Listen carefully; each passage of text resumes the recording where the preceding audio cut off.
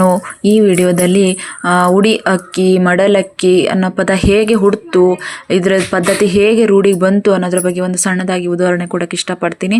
ಎಲ್ಲರೂ ಹೇಳ್ತಾರೆ, ಕೆಲವು ವಿಡಿಯೋದಲ್ಲಿ ನಾನು ಸುಮಾರು ನೋಡಿದ್ದೀನಿ, ಉಡಿ ಅಕ್ಕಿ ಹೀಗೆ ಕೊಡಬೇಕು ಹಾಗೆ ಕೊಡಬೇಕು ಇಷ್ಟೊಂದು ಕ್ರಮ ಇದೆ ಅಂತ ಹೇಳ್ತಾರೆ. ಇಂಥದ್ದೊಂದು ಪದ್ಧತಿ ಹೇಗೆ ನಮಗೆ ರೂಢಿಗೆ ಬಂತು ಅನ್ನೋದ್ರ ಬಗ್ಗೆ ಹೇಳ್ತೇನೆ ನಾನು. ಒಮ್ಮೆ ಒಂದು ಊರಲ್ಲಿ ಒಂದು ಬಡ ಕುಟುಂಬ ಇರುತ್ತಂತೆ. ಆ ಕುಟುಂಬದಲ್ಲಿ ಅಜ್ಜಿ ಮೊಮ್ಮಗಳಿಗೆ ಹೇಳ್ತಾಳಂತೆ, ನೋಡಮ್ಮ ಮಗಳೇ, ಯಾವತ್ತೂ ಅನ್ನಕ್ಕೆ ಅವಮಾನ ಮಾಡಬೇಡ. ಅನ್ನ ಲಕ್ಷ್ಮಿಯ ಸ್ವರೂಪ, ಅನ್ನಪೂರ್ಣೇಶ್ವರಿಯ ಸ್ವರೂಪ. ಹಾಗಾಗಿ ಅನ್ನಕ್ಕೆ ಯಾವುದೇ ರೀತಿಯಾದ ಅವಮಾನ ಎಂದಿಗೂ ಮಾಡೋಕ್ಕೆ ಹೋಗಬೇಡ. ಯಾರಾದರೂ ಮನೆ ಬಾಗಿಲಿಗೆ ಅನ್ನ ಅಂತ ಬಂದರೆ ಅವ್ರನ್ನ ಬರೀ ಕೈಯಲ್ಲಿ ವಾಪಸ್ ಕಳಿಸ್ಬೇಡ ಅಂತ ಹೇಳ್ತಾಳಂತೆ. ಒಂದಿನ ಹಾಗೇನೆ ಅಕಸ್ಮಾತಾಗಿ ಬಂದ ಭಿಕ್ಷುಕನಿಗೆ ತುಂಬ ಹಸಿವಾಗಿರುತ್ತಂತೆ. ಆವಾಗ ನನಗೇನಾದರೂ ಹಸಿವಾಗಿದೆ ಅಮ್ಮ, ಏನಾದರೂ ಒಂದು ತುತ್ತು ಅನ್ನ ಕೊಡಮ್ಮ ಅಂತ ಕೇಳ್ತಾರಂತೆ. ಆಗ ಮೊಮ್ಮಗಳಿಗೆ ಅಜ್ಜಿ ಹೇಳಿದ ಮಾತು ನೆನಪಾಗ್ತದಂತೆ. ಇದ್ದಷ್ಟು ಪದಾರ್ಥದಲ್ಲೇ ಅಡುಗೆ ಮಾಡಿಟ್ಟದರಲ್ಲಿ ಅರ್ಧ ಭಾಗ ಮನೆಯವರಿಗೆ, ಇನ್ನರ್ಧ ಭಾಗ ಭಿಕ್ಷುಕನಿಗೆ ತಂದು ದಾನ ಮಾಡ್ತಾಳಂತೆ. ಅದೆಲ್ಲ ನೋಡಿ ಆ ಭಿಕ್ಷುಕ ಒಂದು ಮಾತು ಹೇಳ್ತಾನಂತೆ, ನನಗೆ ನಿನ್ನ ಮನೆಯ ಅರ್ಧ ಭಾಗದಷ್ಟು ನನಗೆ ಆಹಾರವನ್ನು ನೀಡಿದೆಯಾ, ಪದಾರ್ಥವನ್ನು ಬಡಿಸಿದೆಯಾ. ನನಗೆ ನಿನ್ನ ಮನೆಯಲ್ಲಿ ಯಾವತ್ತೂ ಅನ್ನ ಕಡಿಮೆ ಆಗದಿರಲಿ, ಅನ್ನದ ಸಂಪತ್ತು ಇನ್ನೂ ಹೆಚ್ಚಾಗಲಿ, ಐಶ್ವರ್ಯ ವೃದ್ಧಿ ಆಗಲಿ, ಸಂತಾನ ಅಭಿವೃದ್ಧಿ ಆಗಲಿ ಅಂತೇಳಿ ಆಶೀರ್ವಾದ ಮಾಡಿ ಹೋಗ್ತಾರಂತೆ.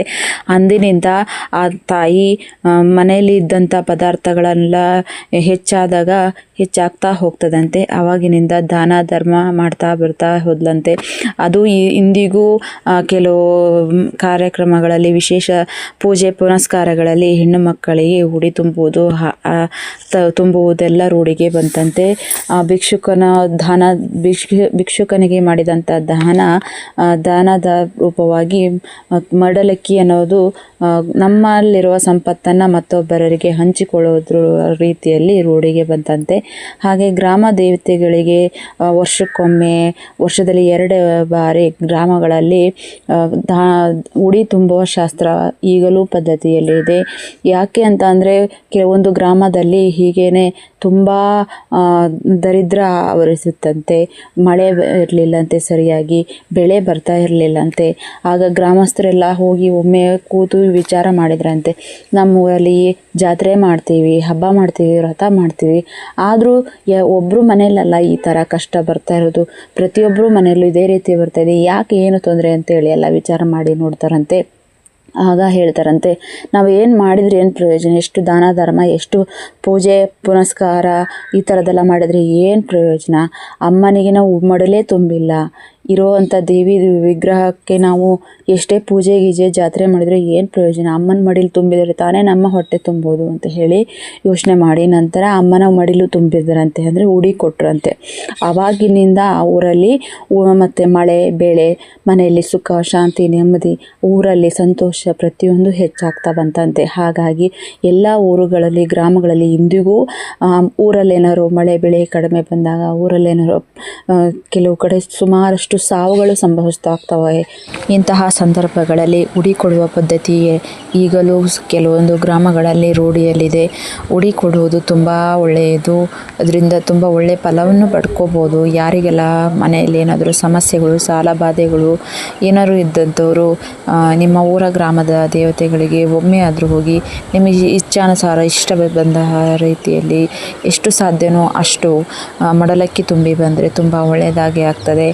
ಯಾವುದೇ ರೀತಿಯ ಸಮಸ್ಯೆ ಏನಾದ್ರು ಇದ್ದರೆ ಈ ಮಡಲಕ್ಕಿ ನಿಮ್ಮ ಸಮಸ್ಯೆಗಳನ್ನು ಬಗೆಹರಿಸುವ ಶಕ್ತಿಯನ್ನು ಹೊಂದಿದೆ.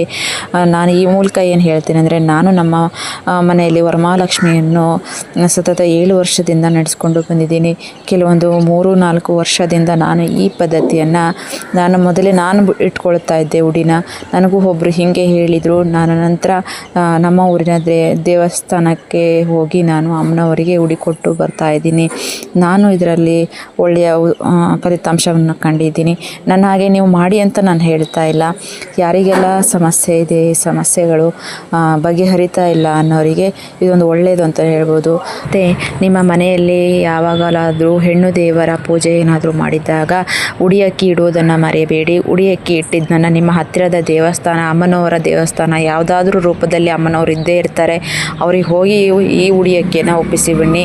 ನಿಮ್ಮ ಪೂಜೆಯ ಫಲ ನಿಮಗೆ ಸಿಗುವಂತಾಗ್ತದೆ. ಮರಿಬೇಡಿ. ಆದಷ್ಟು ಮನೆಗೆ ಬಂದ ಬಾಣಂತಿಯರಿಗೆ ಅಥವಾ ಮುತ್ತೈದೆಯರಿಗೆ ಅರಿಶಿನ ಕುಂಕುಮ ಕೊಡದೆ ಕಳಿಸ್ಬೇಡಿ. ಅದರಲ್ಲೂ ಬಾಣಂತಿಯರಿಗಂತೂ ಮಕ್ಕಳನ್ನು ಜೊತೆಗೆ ಕರೆದುಕೊಂಡು ಬಂದಿರ್ತಾರೆ ಬಾಣಂತಿಯರು. 2 ವರ್ಷದವರೆಗೂ ಅವರು ಬಾಣಂತಿಯರೇ ಆಗಿರ್ತಾರೆ. ಅವರಿಗೆ ಉಡಿ ಕೊಡದೆ ಹಾಗೆ ಕಳಿಸೋಕೆ ಹೋಗ್ಬೇಡಿ. ನಿಮಗೆ ಎಷ್ಟು ಸಾಧ್ಯವೋ ಅಷ್ಟು ಉಡಿ ಕೊಟ್ಟು ಕಳಿಸಿ, ತುಂಬ ಒಳ್ಳೆಯದಾಗಿ ಆಗ್ತದೆ. ನಾನು 4 ವರ್ಷದಿಂದ ಅಮ್ಮನವರಿಗೆ ಉಡಿ ಕೊಡ್ತಾ ಬರ್ತಾ ಇದ್ದೀನಿ. ತುಂಬ ಒಳ್ಳೆಯದಾಗಿದೆ ನನಗೆ. ನನ್ನ ಹಾಗೆ ನೀವು ಮಾಡಿ, ಚೆನ್ನಾಗಿ ಒಳ್ಳೆಯದಾಗ್ತದೆ.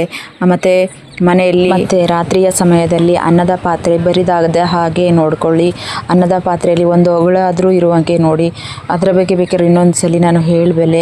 ಅನ್ನ ಯಾಕೆ ಒಂದು ಅಗುಳಾದರೂ ಇರಬೇಕು ಅನ್ನೋದಕ್ಕೆ ಅದಕ್ಕೊಂದು ಉದಾಹರಣೆ ಇದೆ. ಅದನ್ನು ಬೇಕಿದ್ರೆ ನಾನು ನೆಕ್ಸ್ಟ್ ಹೇಳ್ತೇನೆ. ಆದಷ್ಟು ಅವತ್ತಿನ ದಿನ ಅನ್ನ ಮಾಡಿದ ಪಾತ್ರೆಯಲ್ಲಿ ಒಂದು ಅಗುಳಾದರೂ ಇರುವ ಹಾಗೆ ನೋಡಿಕೊಳ್ಳಿ. ಲಕ್ಷ್ಮಿ ಸದಾ ಇರ್ತಾಳೆ. ಅನ್ನಕ್ಕೆ ಯಾವುದೇ ರೀತಿ ಕೊರತೆ ಬರೋದಿಲ್ಲ. ವರಮಹಾಲಕ್ಷ್ಮಿ ಒಳ್ಳೇದು ಮಾಡಲಿ.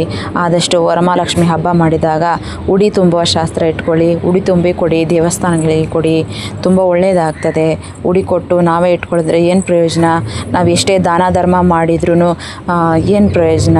ದೇವರಿಗೆ ಒಂದು ಒಳ್ಳೆಯ ಪೂಜೆ ಪುನಸ್ಕಾರ ಮಾಡಿದ್ರೇ ಸೇವೆ ಮುಟ್ಟುವಂಥದ್ದು. ನಮ್ಮ ಹೆಸರಲ್ಲಿ ಎಷ್ಟು ಮನೆ ಇದ್ರೇನು ಪ್ರಯೋಜನ, ಎಷ್ಟು ಮನೆ ನಮ್ಮ ಹೆಸರಲ್ಲಿ ಇದ್ರೇನು ಪ್ರಯೋಜನ? ಆದರೂ ನಾವು ಸರ್ಕಾರಕ್ಕೆ ಕಂದಾಯ ಅನ್ನೋ ರೂಪದಲ್ಲಿ ಹಣವನ್ನು ಕಟ್ಟಲೇಬೇಕು. ಹಾಗೆಯೇ ದೇವರಿಗೆ ನಾವು ಎಷ್ಟು ಸೇವೆ ಮಾಡಿದ್ರೆ ಏನು ಪ್ರಯೋಜನ? ದೇವರ ಹೆಸರಿಗೆ ಎಷ್ಟು ಮುಟ್ಟಿಸೋಕೆ ಸಾಧ್ಯನೋ ಅಷ್ಟು ಅವರಿಗೆ ಮುಟ್ಟಿಸಲೇಬೇಕು ಅನ್ನೋದನ್ನ ನಾನು ಈ ಮೂಲಕ ಹೇಳೋಕ್ಕೆ ಇಷ್ಟಪಡ್ತೀನಿ.